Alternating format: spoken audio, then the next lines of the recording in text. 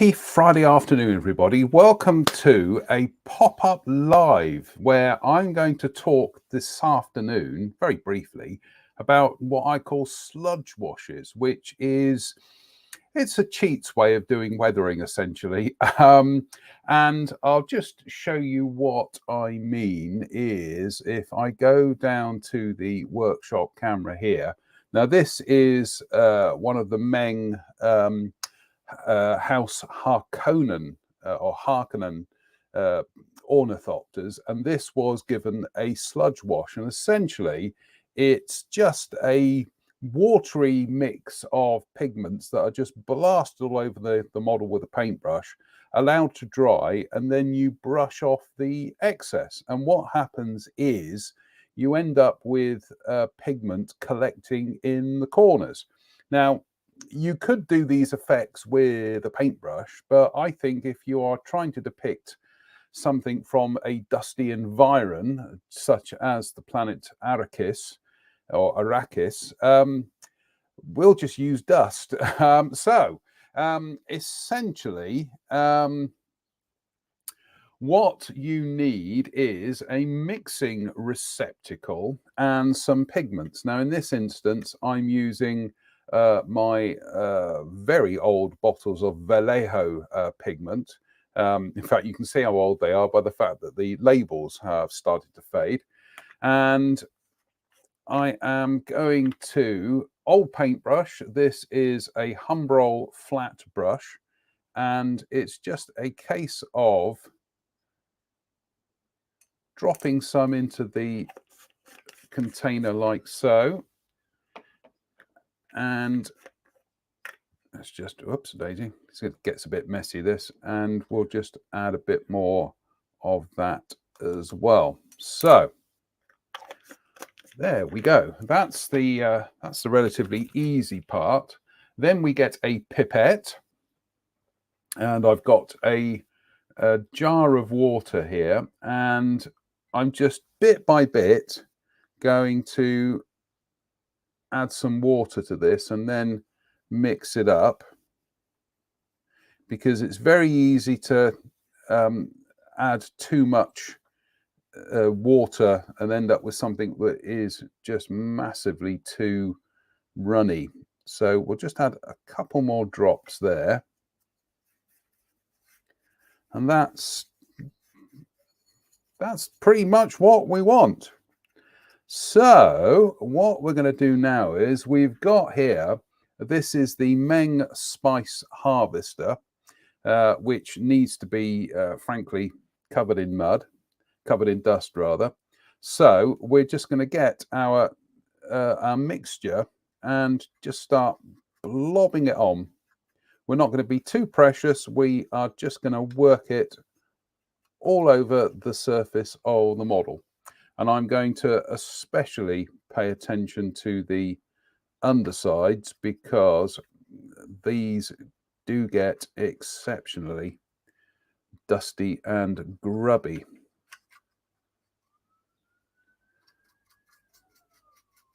Do you know what?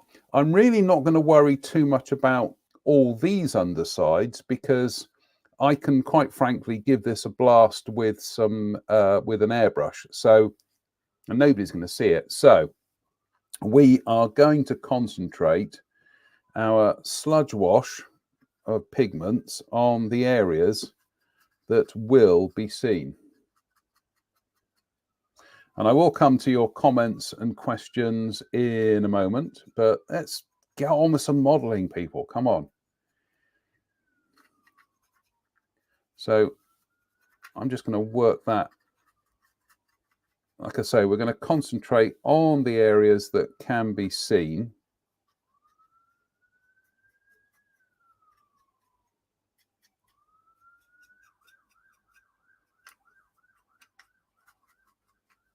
And this is why you could do with using an old brush or an expendable brush, because this process is, quite frankly, quite brutal on brushes. So you don't want to be using your favorite brushes. You want to delegate some that can frankly take the punishment and not worry about it. So, and we'll just work some more into those treads there as well.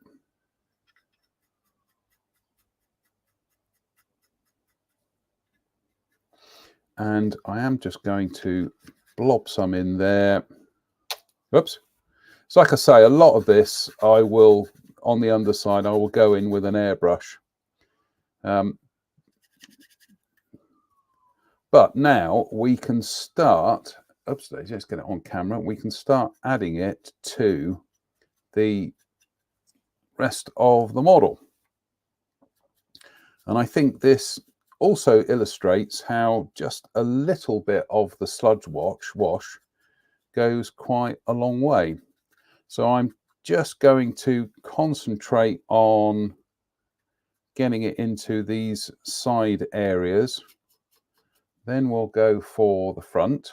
And this is why we're wearing gloves, because this is very messy.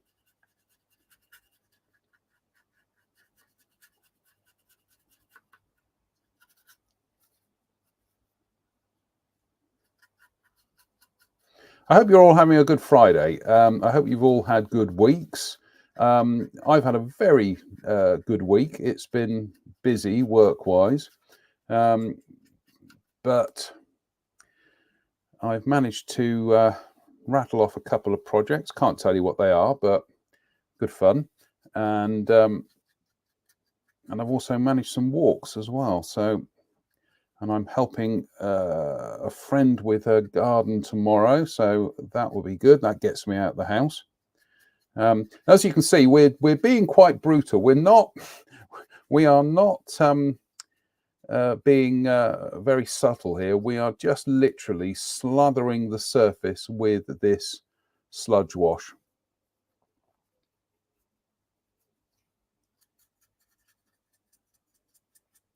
And at some stage, I am going to build an armor model where armor as in ARMOUR, not ARMA, as in armor hobby.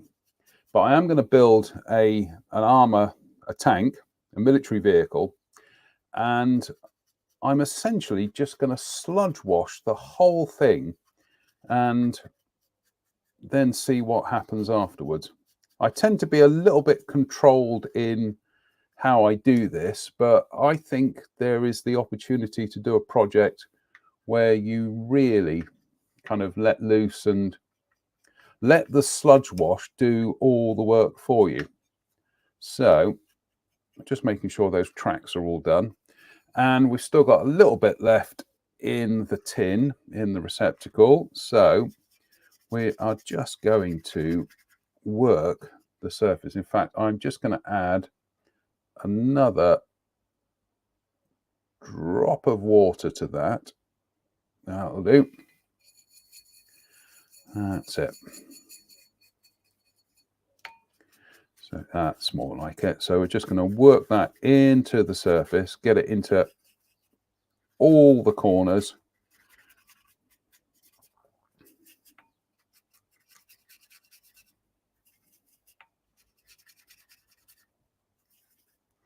And we'll just have a quick look and have a quick look at some of your comments. Dun dun dun. Dave Fleming says, "Pop up live. Is it about dogs?"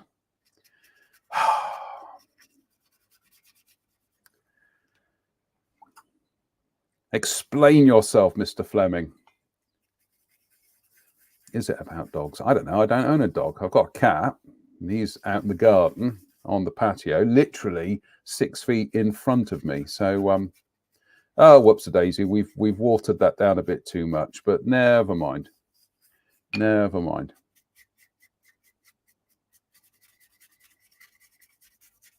Hobby Time says, "Hi, JM." Hi, Hobby Time.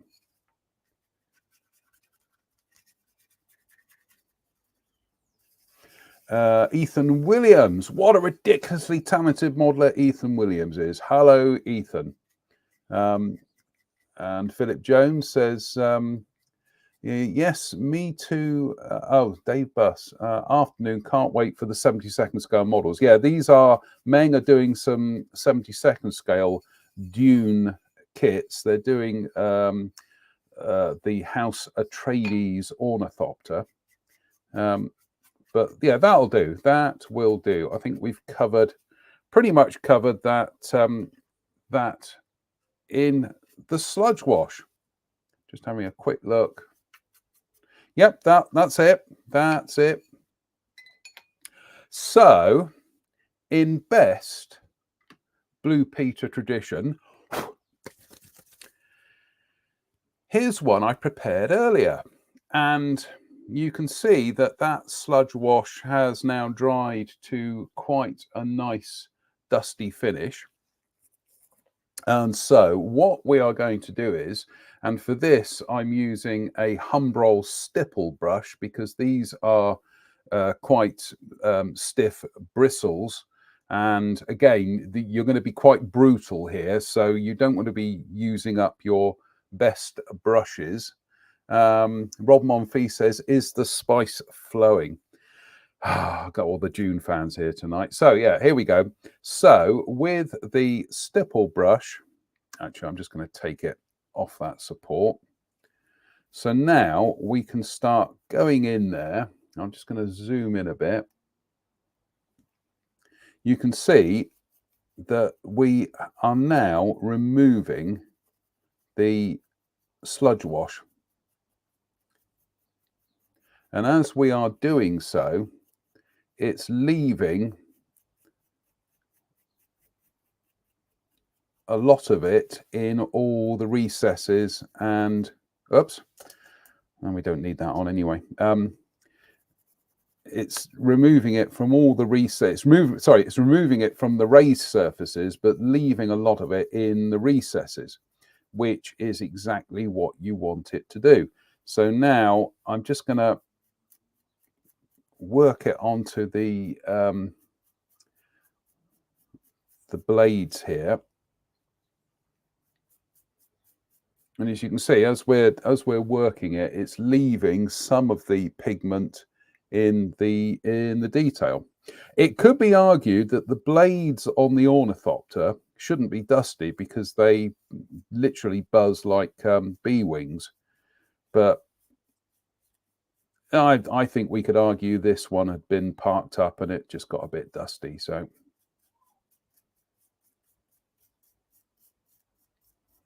But yeah, it's a very therapeutic process of just brushing the excess off the model. And as you can see there, you can see where it's staying on the surface, but starting to collect in the corners. And as I said, I've really got to build a tank where I just sludge wash the whole thing, which, if you think about it, what you're doing as a modeler is pretty much what would happen in real life, is that not these vehicles, but military vehicles would get dirty and everything would collect in the recesses. And so yeah, that's going to be a project that I'm going to try, is just sludge washing a military vehicle. No washes, conventional washes, just do the whole thing with pigments and sludge. So there we go. So we're just removing the rest of the pigments from the ornithopter blades there as well. And you can see there where it starts to collect in the details.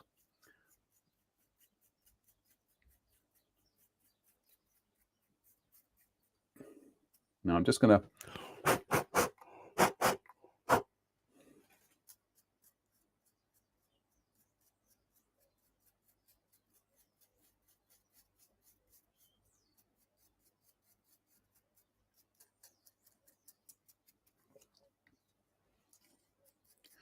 and the other thing I might do on this one is go over some of the detail and dry brush it with the base color again, just to re-establish some contrast. So But there we go. It's, and like I say, you can see there on those blades, you can see where those pigments have just gathered into those corners. That's much better than I could do with a wash, quite frankly. So, and it's quicker. So I'll just carry on working that away there.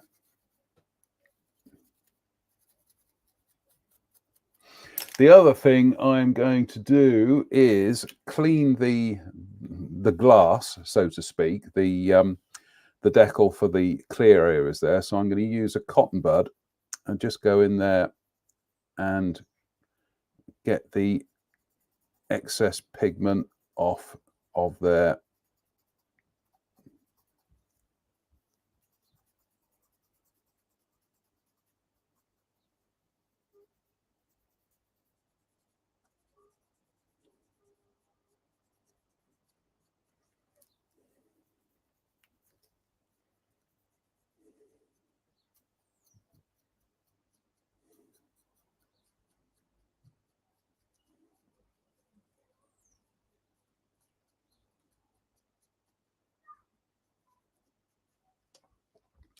And that is pretty much it for that ornithopter. I'm just going to go with the landing gear here and just brush some of the excess off like so. Like I say, this, you don't want to be using your best brushes. You want something that will take some punishment, and these Humbrol stippling brushes are perfect for this. They're as cheap as chips, and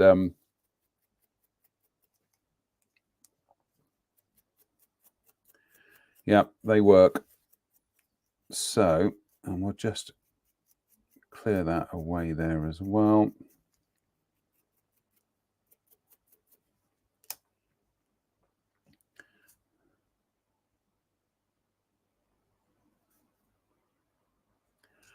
And we will, sorry, I'm just thinking here, which is always a problem for me. Try, know your limits, folks. Let me just get this off for the second.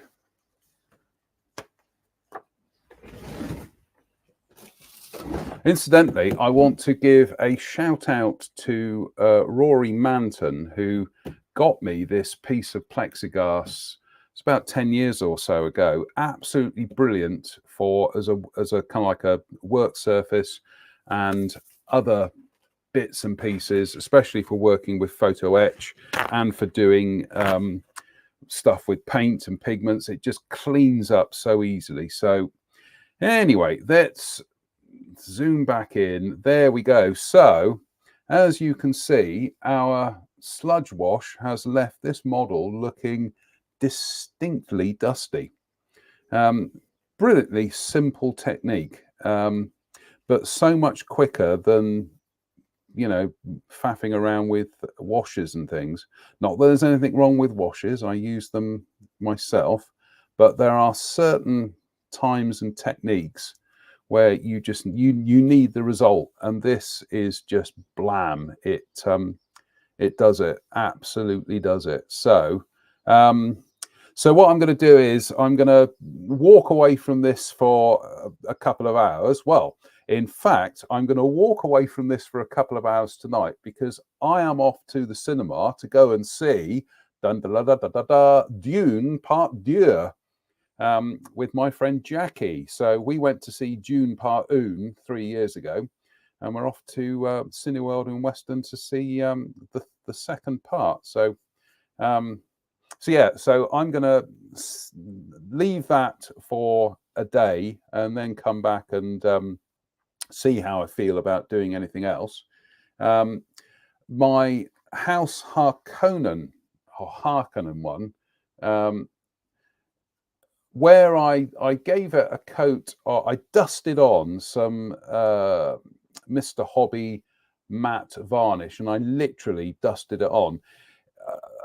Somebody made the comment about, does that not destroy some of the pigments? It does, start to kind of soak in, but I quite like the way it just it knocks everything back a bit more. So so yeah, so there we go. There's that's that one done, all finished.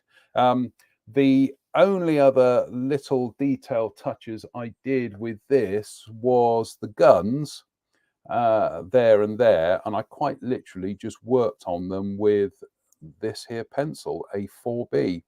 So that was just a case of just gently tapping that, and that's it. So absolutely fabulous to do something different for a change. And of our spice harvester, have you ever been to a spice harvester before? You can see where it's now starting to where the pigments are starting to dry. So, but we're going to let that fully dry off before we start trying to do anything. And in fact, I've just noticed that there is some of the pigment hasn't quite got onto the top of the treads there. So we'll just go in there and work some in, and the same there. And we'll go to the back, and that seems fairly good.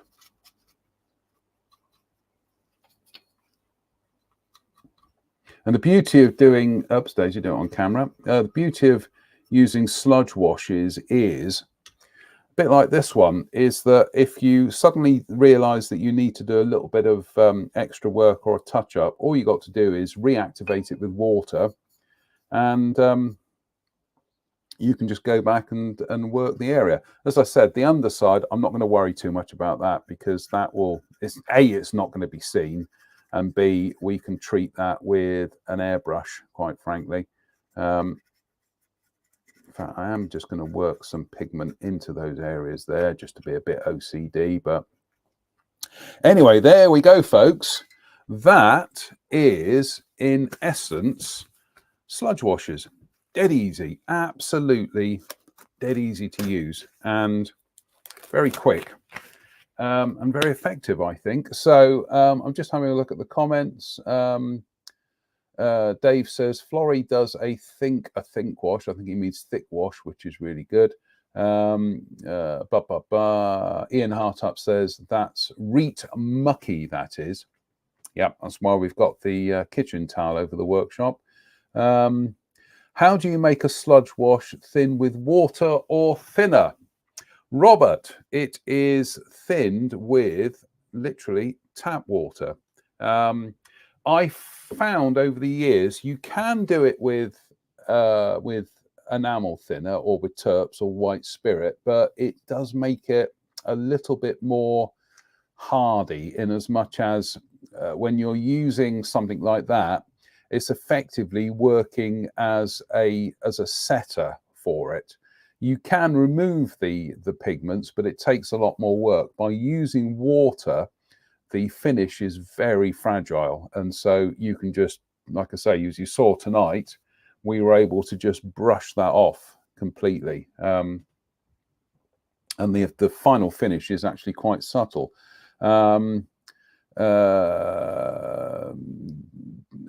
Ethan says, I know there's no scale as such for these, but does the spice harvester look scaled correctly to the ornithopters? No, Ethan, the spice harvesters are absolutely huge. So no, here we go. Stephen says, no, Ethan, definitely not. The 1/72 scale orny will be worse. I mean, what are they? Yeah. And Tim says, love those small ornithopters, but really excited for the 72nd scale versions. Yeah. And like I say, I am off to Weston-super-Mare tonight to see Dune Part 2. So I'm really looking forward to that. I'm a big fan. Do you know what? I should whisper this. I'm actually a big fan of the 1984 David Lynch film. I absolutely adore that film. Even down to Sting in his winged underpants. I just think it's a hoot, that film. So anyway, cheers, me dears. So that's it. I will leave you to your Friday, and I'm literally watching, not paint dry here, but I'm watching pigments dry. But there we go. That's Phil Jones says yes, the David Lynch version is good. It's nutty. And Tim says, love the 1984 film also. Many things to like about it. Yeah, the Toto soundtrack I quite like. I like the production design. I like some of the casting. It's got Patrick Stewart in it. And it's got Sting in his winged underpants. So there we go. On that note, ladies and gentlemen, I just want to say a big thank you to Jadlam, based down the road in Glastonbury, for supplying the models for the show. So if you're fancying having a go at one of these, head over to jadlamracingmodels.com. Beyond that, we will be back on Sunday. And Sunday, I am hopefully going to be joined by Ian Hartup, and we are going to be looking at car modeling, as more specifically, my inability to finish car models at the moment. So hopefully Ian is going to walk me through some of the finishing steps for my Fujimi Mini Cooper. So on that note, again, just want to say big thank you to Jadlam for the kits, and we will see you on Sunday. Until then, stay safe, stay out of trouble, and we'll see you soon. Bye for now.